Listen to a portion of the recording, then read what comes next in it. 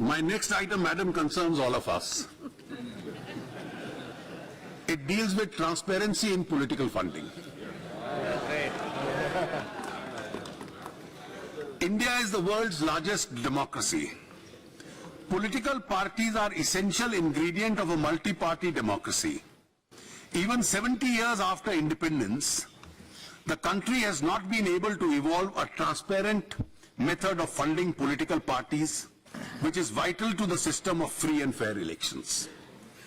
An attempt was made in the past by amending the provisions of Representation of People's Act, the Companies Act and the Income Tax Act to incentivize donations to individual partnership firms, HUF and companies to political parties.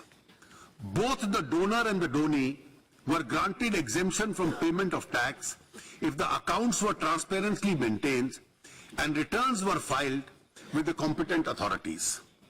Additionally, a list of donors who contributed more than rupees 2,000 to any party in cash or check was required to be maintained.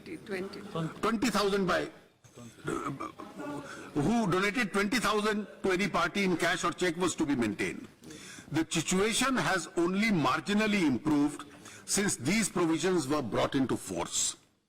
Political parties continue to receive most of their funds through anonymous donations, which are shown in cash.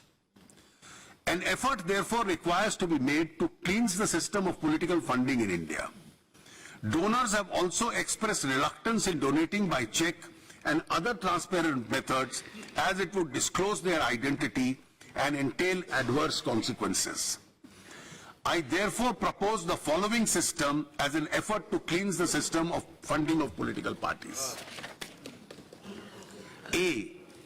In accordance with the suggestion made by the Election Commission, the maximum amount of cash donation that a political party can receive will be 2,000 from any one source.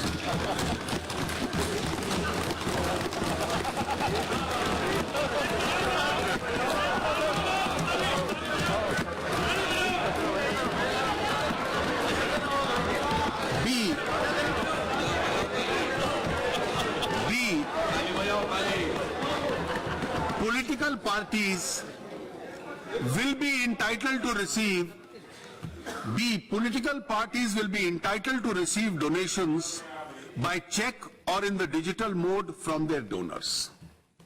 C.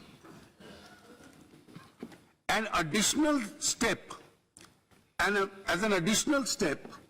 an amendment is being proposed to the Reserve Bank of India Act to enable the issuance of electoral bonds in accordance with a scheme that the Government of India would frame in this regard.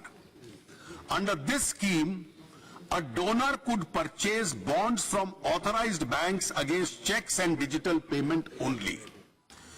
These would be redeemable only in the designated account of a registered political party. These bonds will be redeemable within a prescribed time from the issuance of the bond. Every political party would have to file its returns within the time prescribed in accordance with the provisions of the Income Tax Act. Needless to say, the existing amendments to political parties from payment of income tax would be available only subject to the fulfillment of the above conditions. This reform will bring greater transparency and accountability in the political funding while preventing future generation of black money.